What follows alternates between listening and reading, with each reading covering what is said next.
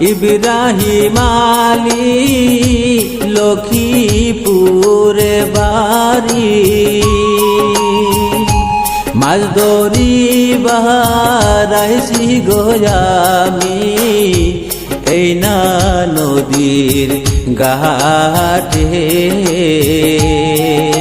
কিবা নামটি কন্যা গো তোমার কোন গ্রামে বাড়ি।